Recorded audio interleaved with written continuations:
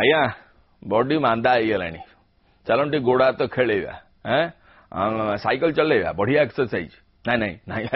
Cycle କଣ ଚଲେଇବା ସେଗୁଡା ପିଲେ ଚଲେଇବେ ନା ଆମେ ଗୋଟେ ସ୍କୁଟି ଚଲେଇବା ଏଇ ତ ଆମ କଥା ନ ଶୁଣୁ ପିଲେ ସାଇକେଲ ଚଲେଇଲେଣି ସାରେ ସ୍କୁଟି ଚଲେଇଲେଣି ଏମାନେ ଯଦି ଚଲେଇଲେଣି ଆମେ କଣ କରିବା ଦେଖିବା ଠିକ ଏଇଟା ବନ୍ଧୁ ଗଣଶିକ୍ଷା ବିଭାଗ ତରଫରୁ ସ୍କୁଲ ପିଲାଙ୍କର ଗଣ ସାଇକେଲ ରାଲି ଆଗରେ ଯିଏ ସ୍କୁଟିରେ ଯାଉଛନ୍ତି ସେମାନେ ଶିକ୍ଷକ ଆଉ ଶିକ୍ଷୟିତ୍ରୀ ପିଲେ କେମିତି ଶୃଙ୍ଖଳିତ ଭାବରେ ରାଲିରେ ଆସିବେ ସେଇ ଲାଗି ଏ ଦି ଜଣ ଆଗେ ଆଗେ ଯାଉଛନ୍ତି ଆଗେ ଆଗେ ସାର୍ ପଛେ ପଛେ ପିଲେ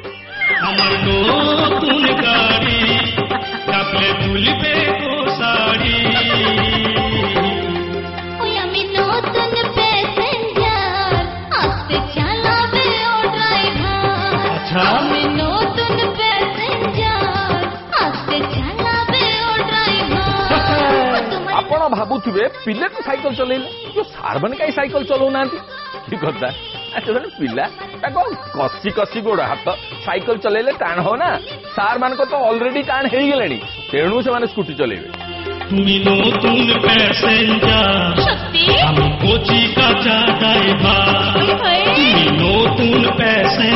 ହେଲେ ସାରେ ପଛରେ ପିଲା ଆସୁଛନ୍ତି ଆପଣ ଟିକେ ବାଲାନ୍ସ କରିକି ଆସନ୍ତୁ ନାଇଁ ଆଜ୍ଞା ବାଲାନ୍ସ ଫେଲ୍ ସାର୍ କାହାକୁ ନମସ୍କାର କରିକି ରହିଗଲେଣି ପିଲା ବାଡେଇ ହେଇଗଲେଣି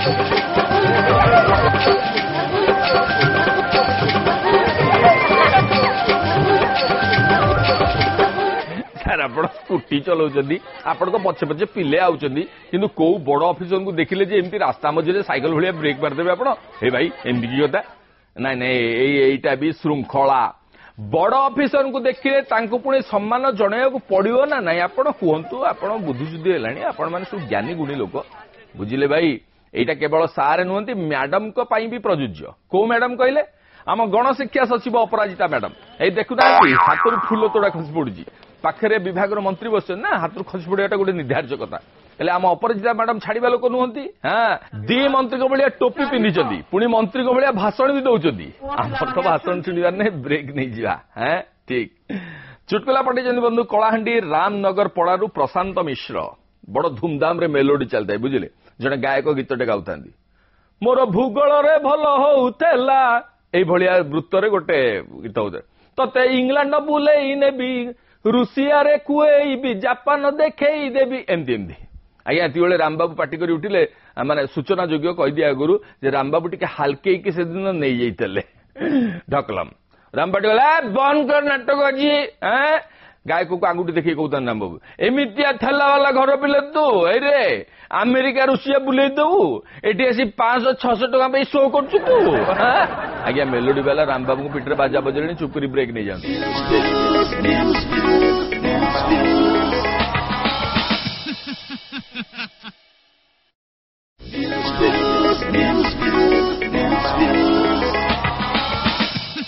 ब्रेक पर पुणी थे स्वागत बंधु न्यूज फ्यूज को ब्रेक पर चलतु किसी सीरियस आइटम देखा पशु मनीष लड़े आज्ञा ये लड़े आज नुह को आदिम जुगर चलती लड़े किंतु ए लड़े जितापट कहार कौन भावुं सृष्टिर सबुठ चतुर प्राणी मनीष सांगे किए लड़ भाई देखु से लड़ईर दृश्य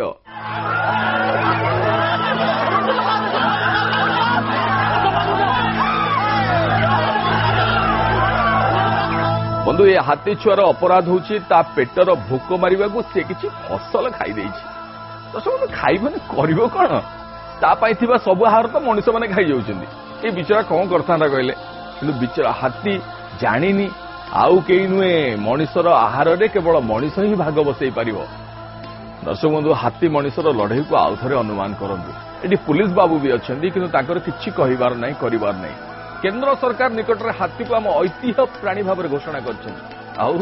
ऐतिह्य हाथी आम फसल खाइला तो आम ताकू बाड़े बाड़े मारिबा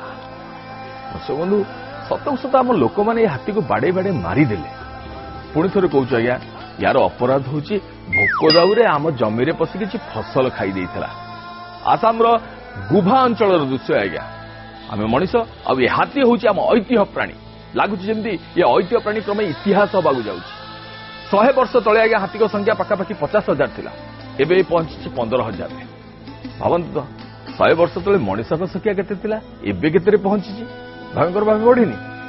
बढ़ी କାରଣ ଆମେ ସେଇ ପଶୁମାନଙ୍କ ସହିତ ଲଢ଼େଇ କରିଛେ, ସେମାନଙ୍କୁ ବାସହରା କରିଛେ, ଆଉ ସେଇମାନଙ୍କର ଫସଲ ଖାଇଛେ।